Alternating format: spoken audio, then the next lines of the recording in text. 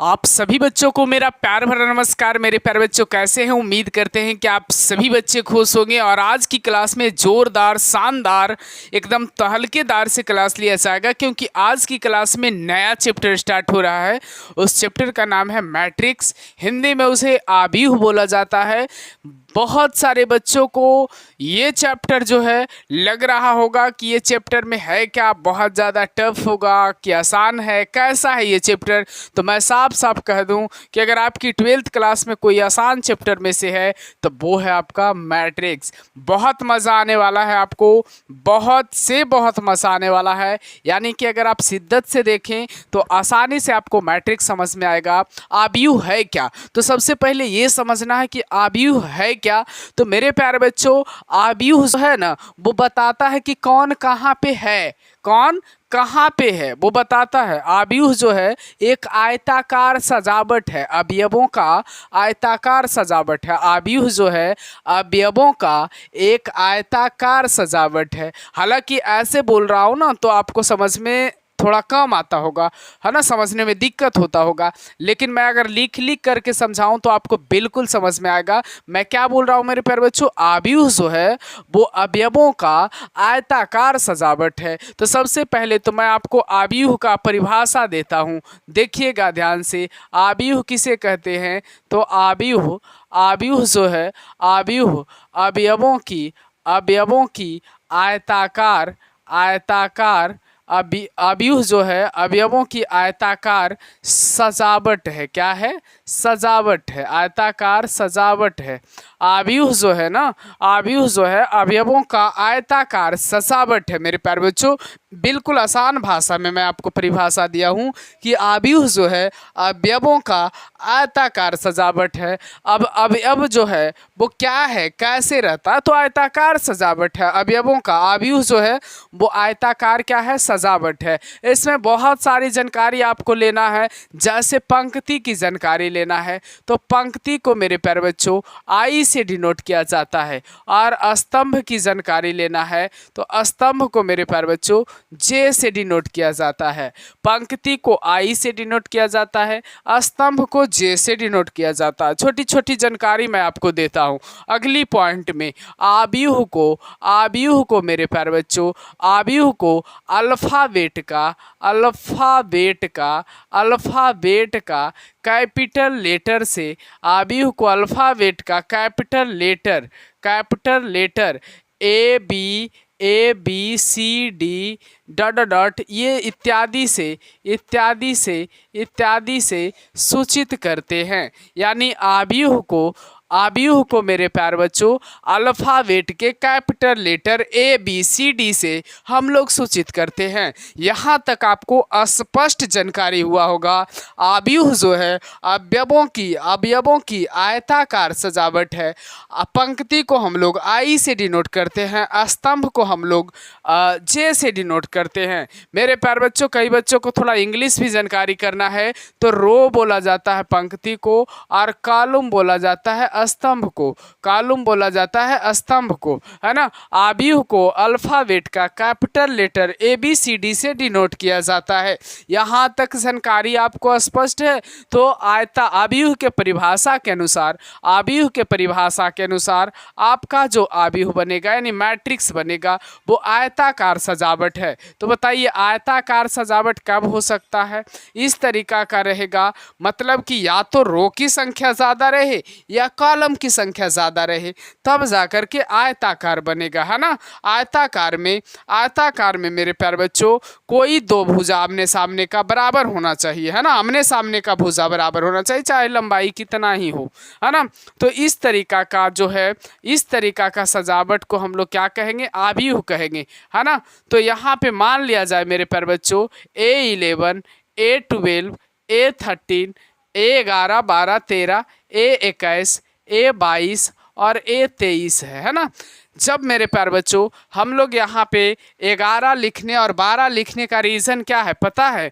यहाँ जो है ना वो ये पहला रो और पहला कॉलम को डिनोट करता है। ये जो है देख लीजिए, रो और कॉलम किसको बोला जाता है? इसमें जो है मेरे प्यारे बच्चों, इस आव्यूह में रो किसको बोला जाएगा, यानी पंक्ति किसको बोला जाएगा? तो जरा ध्यान से देखिए, पंक्ति किसको बोला जाएगा मेरे प्यारे बच्चों, रो किसको बोला जाएगा?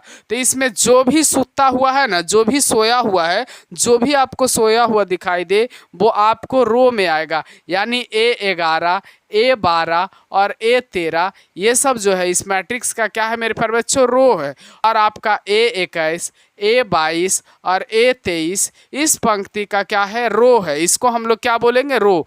मतलब ये R1 है और ये हमारा क्या है, R2 है। अब बात रहा स्तंभ का मेरे प्यारे बच्चों, स्तंभ किसे बोलेंगे, कॉलम किसे बोलेंगे? तो जरा ध्यान से देखिए, कॉलम हम लोग किसको बोलेंगे? तो जो खड़ा है ना, जो खड़ा है उसे कॉलम बोलेंगे, जो सुतल है उसको रो बोलेंगे और जो खड़ा है उसको कॉलम बोलेंगे। यानी A11 है मेरे प्यारे बच्चों, A21 है, इसे कॉलम बोलेंगे। आपका A12 है, A12 है और A22 है, ये आपका मेरे प्यारे बच्चों कॉलम है। उसके बाद A13 है और A23 है, ये आपका क्या है, कॉलम है। तो मेरे प्यारे बच्चों जो सोया हुआ है वो आपका रो हो जाएगा और जो खड़ा है मेरे प्यारे बच्चों वो आपका स्तंभ हो जाएगा, है ना। तो सभी बच्चों से मैं कहना चाहता हूँ कि यहाँ तक आपको जो है, यहाँ तक जो आपको है वो स्पष्ट जानकारी हुआ होगा मेरे प्यारे बच्चों, स्पष्ट जानकारी हुआ यहाँ तक कि रो किसे बोलेंगे और कॉलम किसे बोलेंगे, है ना। तो जो सोया हुआ है उसे हम लोग रो बोलेंगे और जो एलिमेंट खड़ा है उसे हम लोग क्या बोलेंगे, कॉलम बोलेंगे। और रो को हम लोग आई से डिनोट करते हैं, यानी पंक्ति को हम लोग आई से डिनोट करते हैं और स्तंभ को हम लोग किस चीज़ से डिनोट करते हैं, जे से डिनोट करते हैं, है ना, जे से डिनोट करते हैं। अब इसमें मेरे प्यारे बच्चों, इसमें आपको पूछेगा कि कोटि, मतलब कि इस आव्यूह का कोटि क्या होगा। तो कोटि कैसे बताना है मेरे प्यारे बच्चों, बड़ा सिंपल तरीका मैं आपको बता देता हूँ। रो की संख्या पहले लिखाता है, रो की संख्या पहले लिखाता है और कॉलम की संख्या बाद में लिखाता है। मतलब आई और यहाँ पे क्या रहता है, जे रहता है, क्योंकि यहाँ जो आई रहेगा ना वो रो का काम करेगा और यहाँ जो जे है वो कॉलम का काम करेगा। यानी आई के जगह पे रो का जितना रो रहेगा वो आई के जगह पे होगा, जितना भी पंक्ति रहेगा आई के जगह पे होगा, जितना भी स्तंभ होगा वो जे के जगह पे होगा। यानी इसे हम लोग रो और क्या बोलते हैं, कॉलम बोलते हैं। रो और कॉलम का यहाँ पे क्रॉस करेंगे और यही हमारा आव्यूह का क्या हो जाएगा, ऑर्डर हो जाएगा। तो चलिए एक एग्जाम्पल के तौर पे हम एक मैट्रिक्स को लेते हैं। एग्जाम्पल के तौर पे मान लिया जाए कि कोई मैट्रिक्स है 3 2 5 7 9 4, है ना, 3 2 9 5 7 4, ये हमारा कोई मैट्रिक्स है। बताओ इसमें रो की संख्या कितना है? आई के जगह पे क्या लिखाना चाहिए, यहाँ आई होता है, आई रो का काम कर रहा, तो रो हमारा एगो दो गो रो है। कॉलम की संख्या हमारा कितना है भाई साहब, 3 है ना। तो इसमें आपसे पूछेगा कोई कि बताइए कि इस आव्यूह का जो है, आव्यूह का कोटि क्या होगा, आव्यूह का कोटि क्या होगा मेरे प्यारे बच्चों। तो जितना यहाँ पे लिखा हुआ रहेगा ना, जितना रो और जितना कॉलम का क्रॉस होगा वो पूरा आव्यूह का क्या हो जाएगा, कोटि हो जाएगा, आव्यूह का कोटि हो जाएगा। अगर आपसे पूछे कि इसमें अवयवों की संख्या कितना है, अवयवों की संख्या मेरे प्यारे बच्चों, अवयवों की संख्या कितना है, तो मेरे प्यारे बच्चों बस जो ऑर्डर आया हुआ रहेगा ना उसे आप मल्टीप्लाई करके लिख दीजिएगा, 3 दूना 6 हो जाएगा। हालांकि अगर आपको मल्टीप्लाई करके सेटिस्फाइड नहीं होना है तो आप अवयव की संख्या पूछ रहा ना, तो जितना अवयव है वो आप लिख दीजिए। तो अवयवों की संख्या में क्या हो जाएगा, 1 2 3 4 5 6, इतना आपका अवयव की संख्या है। तो ये आपका अवयव की संख्या है ना, इस तरीका से आपको बताना है। उम्मीद करता हूँ मेरे प्यारे बच्चों, मैं आपसे आशा रखता हूँ कि आप लोगों को ये समझ में आया होगा। और हाँ, एक बात और मैं आपको बताना चाहता हूँ कि यहाँ पे जो सबसे पहले रहता है ना वो 11 के स्थान पे रहता है, उसके बाद रहता है 12 के स्थान पे, उसके बाद रहता है 13 के स्थान पे। हालांकि ये काहे लिखाया, आपको ये भी सवाल पूछना है कि सर जी ये काहे लिखाया, तो पता है कैसे लिखाया, चलिए कुछ और विस्तार करके मैं आपको बताता हूँ। हालांकि इसमें भी मैं समझा सकता था आपको, लेकिन चलिए आपको मैं विस्तार करके ही इसको बता देता हूँ कि ये काहे लिखाया, ये काहे लिखाया। इतना दूर तक आप नोट कर लीजिए, स्क्रीनशॉट के जरिए आप लिख सकते हैं, आपके पास बहुत सारे व्यवस्थाएं हैं। देखिए ये काहे लिखाया, मैं आपको यहाँ से समझाना चाहता हूँ order of A matrix. Order of A matrix मतलब आव्यूह की कोटि, आव्यूह की कोटि पर और थोड़ा विशेष चर्चा, आव्यूह की कोटि पर थोड़ा और विशेष चर्चा। मेरे प्यारे बच्चों, मैं जितना आपको दे रहा हूँ ना काफ़ी है, उतना अगर आप कंप्लीट कर लिया ना तो बस समझिए कि आपका मैथ जो है बिल्कुल सटीक तरीका से आपका क्लियर हो जाएगा। देखिए आव्यूह की कोटि जैसे मैट्रिक्स ए है मेरे प्यारे बच्चों, यहाँ A11 लिखाने का रीज़न है, यहाँ जो भी एलिमेंट होगा, मैं बड़ा सा मैट्रिक्स देता हूँ क्योंकि इसे समझाना है, थोड़ा बड़ा समझाना है हमें। तो मान लिया जाए कि यहाँ जो भी एलिमेंट है, बताओ ये एलिमेंट किस रो का होगा। तो अभी तो शुरुआती है ना, पहला रो का होगा, है ना। और ये जो एलिमेंट होगा यहाँ वो किस कॉलम का होगा, तो पहला रो और पहला कॉलम का होगा, है ना। जैसे यहाँ कोई भी एलिमेंट लिखाएगा तो इसे रो का भी बोल सकते हैं और कॉलम का भी बोल सकते हैं, है ना। तो मान लिया जाए कि यहाँ जो भी लिखाएगा ना वो पहला रो का और पहला कॉलम का एलिमेंट, और यहाँ पे जो है पहला जो है ना वो आई का काम करता है और दूसरा जो है वो किसका काम करता है, जे का काम करता है ना। पहला आई का काम करता है, दूसरा किस चीज़ का काम करता है, जे का काम करता है ना। ये याद रखिएगा, पहला आई का काम, आई हम लोग बोलेंगे पंक्ति को और जे हम लोग किसको बोलेंगे, स्तंभ को बोलेंगे, जे हम लोग किसको बोलेंगे, स्तंभ को बोलेंगे। तो A11 जो है पहला पंक्ति और पहला स्तंभ का ये अवयव हुआ, ये A11 जो हुआ पहला पंक्ति और पहला स्तंभ का अवयव हुआ। उसके बाद आपका A12 है। तो ये देखिए ये हम लोग किस ओर बढ़ रहे हैं, पंक्ति की ओर बढ़ रहे हैं ना। ये हम लोग किसकी ओर बढ़ रहे हैं, पंक्ति की ओर बढ़ रहे हैं। तो यहाँ पे पंक्ति की संख्या तो 1 है हमारा, लेकिन स्तंभ की संख्या यहाँ पे क्या हो रहा है, 2 हो रहा है। पंक्ति की संख्या हमारा 1 है ना, पंक्ति की संख्या हमारा 1 है और यहाँ पे हमारा क्या हो जाएगा, 3 हो जाएगा। यानी यहाँ डॉट डॉट डॉट हम लोग कहाँ तक जा सकते हैं। तो देखिए ना इसमें चेंजिंग क्या आ रहा है, इसमें क्या चेंजिंग आ रहा है, एक में पहला मतलब पहला पंक्ति में कोई चेंजिंग आ रहा है, पहला रो में कोई चेंजिंग आ रहा है, नहीं ना।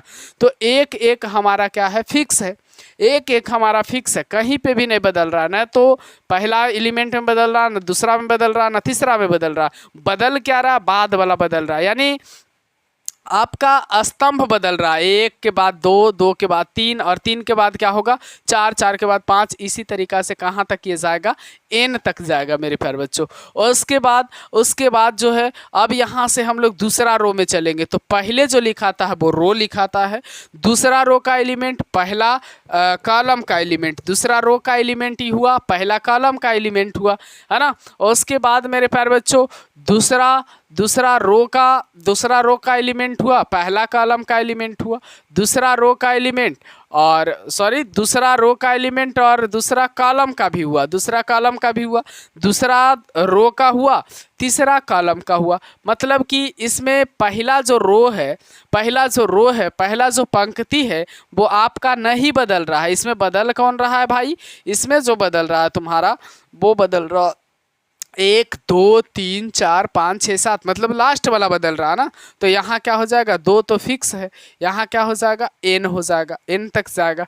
उसी प्रकार से मान लिया जाए तीसरा रो पहला कॉलम, तीसरा रो दूसरा कॉलम, तीसरा रो तीसरा कॉलम, ये 3n तक जा रहा। इसी प्रकार से मेरे प्यारे बच्चों, इसी प्रकार जो है अब जो है इस तरीक़ा से अगर नीचे हम आए तो इसमें जो है पहला वाला बदल रहा, देखो तो पहला वाला बदल रहा आपका क्या, 1, 2, 3 कहाँ तक ये सारा है, तो इधर तो n तक गया ना, तो इधर वाला जो है n तक जा रहा, लेकिन इसको हम लोग थोड़ा सा m से डिनोट करते हैं। m इंटू एक फिक्स है मेरे प्यारे बच्चों। यहाँ 1, 2, 3 बदल रहा, पहला देखिए बदल रहा है, तो यहाँ क्या हो जाएगा, m हो जाएगा और यहाँ 2 फिक्स है। यहाँ क्या हो जाएगा 1 2 3 m तक जाएगा, यहाँ 3 फिक्स है, 4 फिक्स है, 5 फिक्स है। उसी प्रकार से 1 2 3 यहाँ m हो जाएगा और यहाँ पे जो है मेरे प्यारे बच्चों, यहाँ पे जो है आपका क्या हो जाएगा n हो जाएगा, है ना। इस तरीक़ा से बढ़ेगा, यानी कि यहाँ का मोटा मोटी ऑर्डर जो बना मेरे प्यारे बच्चों वो m/n का बना। यहाँ का जो ऑर्डर बना आपका m/n का। इससे पहचान होगा आपका ये पहला रो पहला कॉलम का, दूसरा रो दूसरा कॉलम का, तीसरा रो तीसरा कॉलम का, है ना। इससे आपका जो है वो पहचान होगा, तीसरा रो दूसरा कॉलम का है, इससे आपका पहचान होगा भाई साहब। तो ये होता है मोटा मोटी आपका ऑर्डर। तो इसका कोटि जो है वो आपका m/n का ये कोटि है, मतलब पूरा लंबा वाला है। अब जब मेरे प्यारे बच्चों आपसे पूछा जाए इसमें कि बताइए, इस क्वेश्चन में पूछा जाए कि बताइए A21 बराबर क्या होगा, यानी कि दूसरा रो और पहला कॉलम का अवयव कौन होगा, तो यहाँ पे देखिए यहाँ 11 रहता, 12 रहता, 13 रहता, 14 इस तरीक़ा से जाता है, फिर 21 से स्टार्ट होता है। तो A21 आपका कौन हो जाएगा 5 हो जाएगा। अगर आपसे पूछा जाएगा A23 का एलिमेंट कौन होगा, A23 का अवयव कौन होगा, तो 21 22 और 23 यहाँ पे कौन हो जाएगा आपका 4 हो जाएगा। पूछा जाएगा A11 का अवयव क्या है, तो A11 का अवयव आपका क्या है 3 है। मान लिया जाए पूछा जाए A13 का अवयव क्या है, तो आपका 9 है। पूछा जाए कि A12 का अवयव क्या है, तो आपका 2 है।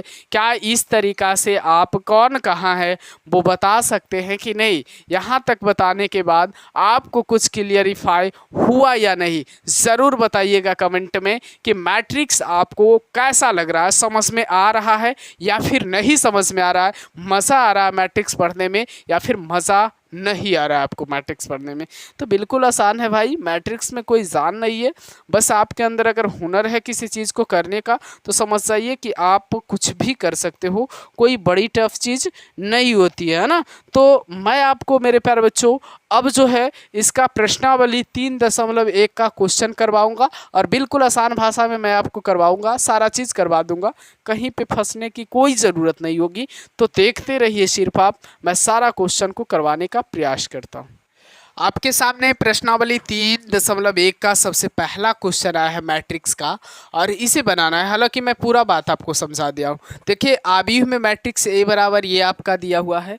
इसके लिए कह रहा है ज्ञात कीजिए आव्यूह की कोटि। आव्यूह की कोटि कहाँ से पता चलेगा मेरे प्यारे बच्चों, वो तो आव्यूह को देखने के बाद ही पता चलेगा ना। इसे हम लोग क्या कहते हैं पंक्ति, 1 पंक्ति 2 पंक्ति 3 पंक्ति, है ना। 1 पंक्ति 2 पंक्ति और क्या है 3 पंक्ति है। और स्तंभ 1 स्तंभ 2 स्तंभ 3 स्तंभ और कई स्तंभ है 4 स्तंभ है, यानी 3 पंक्ति और 4 स्तंभ का ये अवयव है। तो आव्यूह की कोटि क्या होगा भाई साहब, आव्यूह की कोटि से होगा वो आपका 3/4 का होगा। आव्यूह का कोटि क्या होगा 3/4 का होगा। अवयवों की संख्या क्या बोले थे कि जब अवयवों की संख्या निकालना रहे ना तो ये दोनों को मल्टीप्लाई कर दीजिए या फिर गिन लीजिए। मल्टीप्लाई करिएगा तो जितना गिनिएगा उतना ही आएगा। तो 4 तिया क्या हो जाएगा आपका 12 आंसर हो जाएगा। ये आपका आंसर हो जाएगा दूसरा का। तीसरा पूछ रहा, कितना फर्जी सा सवाल है भाई। तीसरा पूछ रहा A13 मतलब 13वां स्थान पे कौन है, A13 के स्थान पे कौन है, A11 12 13, 13 के स्थान पे 19 है। 21 से यहाँ शुरू होता है, 31 से यहाँ शुरू होता है, यानी कि 35 है। 21 के जगह पे क्या है भाई साहब 35 है। और उसके बाद में है आपका A33, तो 31 से स्टार्ट है तो 31 32 33 इसमें मिलेगा, यानी -5 है आपका 33 के स्थान पे। A24 21 22 23 24, A24 के जगह पे 12 है आपका भाई और A23 के जगह पे आपका 5/2 है। मैं क्लियर आपको कर दूं मेरे प्यारे बच्चों कि ये पूरी चीज़ें आपको समझ में आया होगा, दिमाग में बिल्कुल फिट हुआ होगा, है ना। तो पहला क्वेश्चन ये था आपका। उसके बाद चलिए मैं दूसरा क्वेश्चन पे भी आपको लेकर के चलता हूँ, हड़बड़ाने की कोई ज़रूरत नहीं। आपके सामने क्वेश्चन नंबर 2 है और क्वेश्चन नंबर 3 है। बिल्कुल मज़ेदार है, देखने में थोड़ा सा लंबा लग रहा है लेकिन बिल्कुल फर्जी सा है, मतलब इतना हल्का है कि मत पूछिए। देखिएगा मेरे प्यारे बच्चों, यदि किसी आव्यूह में 24 अवयव है, कितने अवयव है, यदि किसी आव्यूह में 24 अवयव है, 24 अवयव है तो इसकी संभव कोटियाँ क्या है। यदि किसी आव्यूह में 24 अवयव है तो इसकी संभव कोटियाँ क्या है। यदि इसमें 13 अवयव हो तो कोटियाँ क्या होगी। बड़ा सिंपल है, ध्यान दीजिएगा, मैं आपको समझाने का प्रयास करता हूँ मेरे प्यारे बच्चों। बिल्कुल आसान है। यदि किसी अवयव में 24 अवयव है ना, तो अवयव दिया हुआ रहेगा। क्या दिया हुआ रहेगा? अवयव दिया हुआ रहेगा। आपको निकालना क्या रहेगा? कोटि निकालना रहेगा। तो जब कभी भी अवयव कुछ भी दिया रहे, 24, 50, 25, 25, 16, 17 जो भी दिया हुआ रहे, उसके अनुसार आपको कोटियां निकालना रहे ना। तो करना कुछ नहीं है, जो भी दिया हुआ रहे, जितना अवयव के बारे में दिया हो रहा है, 24 अवयव, 25 अवयव, उसका पूरी तरीका से गुणनखंड कर लीजिए। कितना तरीका से उसको गुणनखंड किया जा सकता है? तो पहले तो आपको 24 को हम लोग 1 गुना 24 लिख सकते हैं, मतलब 1 रो और 24 कॉलम, ऐसा लिख सकते हैं। 1 गुना 24 कर सकते हैं। फिर क्या कर सकते हैं मेरे प्यारे बच्चों? 2 गुना 12 कर सकते हैं। 2 गुना 12 कर सकते हैं। उसके बाद हम लोग क्या कर सकते हैं भाई साहब? उसके बाद हम लोग 3 गुना 4 कर सकते हैं, है ना। और इसका उल्टा भी हम लोग कर सकते हैं। क्या कर सकते हैं? 24 गुना 1। इसका उल्टा क्या कर सकते हैं? 12 गुना 2। इसका उल्टा हम लोग क्या सकते हैं? 4 गुना 3। और क्या किया जा सकता है? क्या? 6 6, यानी 4 गुना 6 और फिर 6 गुना 4। क्या? और इसको तोड़ा जा सकता है उलट पुलट के, जैसे भी किसी भी हाल में इसको और तोड़ा जा सकता है। क्या? हमें तो लगता है कि अब नहीं तोड़ा जा सकता है। तो गिन लीजिए कि कितना तरीका का कोटि बना। एक बात जान लीजिए कि जब सीधा खंड होगा ना, तो उसका उल्टा भी खंड होगा। तो आपका क्या हो जाएगा? 1 2 3 4 5 6 7 8, यानी यहाँ पे यदि किसी अवयव में 24 अवयव हैं, तो इसकी संभव कोटियां जो है वो आपकी कितनी होगी? 24 अवयव के लिए संभव कोटि जो है आपका वो कितना होगा? 8 होगा। 24 अवयव के लिए संभव कोटि कितना होगा? 8 होगा। यदि इसमें 13 अवयव है तो संभव कोटि क्या होगा? तो 13 अवयव के लिए क्या होगा मेरे भाई? 13 अवयव के लिए 13 का खंड करो ना, 1 गुना 13, इसका उल्टा 13 गुना 1। और क्या हो सकता है? क्या? इसका तो और खंड ही नहीं हो सकता भाई, इसका तो और खंड ही नहीं हो सकता। तो इसका कोटि तो साफ साफ लिखा जाएगा। कितना कोटि हो जाएगा इसका? 2 हो जाएगा। बस ये करना भाई, कोई बड़ी चीज़ नहीं है। जितना मान ले तो उतना बड़ी है नहीं। यदि किसी अवयव में 18 अवयव है, अवयव की संख्या कितना भाई? 18 अवयव है, इसका खंड करो ना, तो क्या होगा आपका? 1 गुना 18। इसका उल्टा अगर करते हो तो 18 गुना 1 होगा। अब अगर इसकी दूसरा खंड करते हो तो आपका 2 गुना 9 होगा। अगर दूसरा इधर करते हो तो 9 गुना 2 हो जाएगा, इसका उल्टा। उसके बाद आपका 3 गुना 6 हो जाएगा। उसके बाद 6 गुना 3 हो जाएगा। क्या और कोटियां संभव है? क्या इसका और कोटि संभव है? और इसको तोड़ा जा सकता है और इसको खंड किया जा सकता है? नहीं लग रहा हमें नहीं लग रहा। अगर आपको लग रहा तो खंड करके तोड़ सकते हो, और तोड़ने के बाद आप इसको काउंटिंग कर सकते हो। 1 2 3, 1 2 3, यानी 3 3 कितना हो गया भाई? 6 हो गया, है ना। तो 18 अवयव है। 18 अवयव में कितनी तरीका का कोटियां बन सकती है? तो 18 अवयव में मेरे भाई, 18 अवयव में कोटियां जो बनेगी आपका, वो आपका 6 बनेगी। कोटियां जो बनेगी 18 अवयव में, वो आपका कितनी बनेगी? 6 बनेगी। तो मेरे भाई, मेरे शेर से नहीं हो, आपको बिल्कुल समझ में आया होगा, मुझे पूरा यकीन है। मैं थ्योरी के साथ इसको स्टार्ट किया हूँ। आगे की क्लास का इंतज़ार करिए। आज की क्लास बस इतना ही रहने देते हैं। आज थोड़ा लाइट की क्वालिटी भी कम है। बाय बाय बच्चों, फिर मिलते हैं अगले वीडियो में। अगला वीडियो भी धमाकेदार होने वाला है। वीडियो को हर एक लेक्चर को देखें, किसी भी लेक्चर को मिस न जाने दें।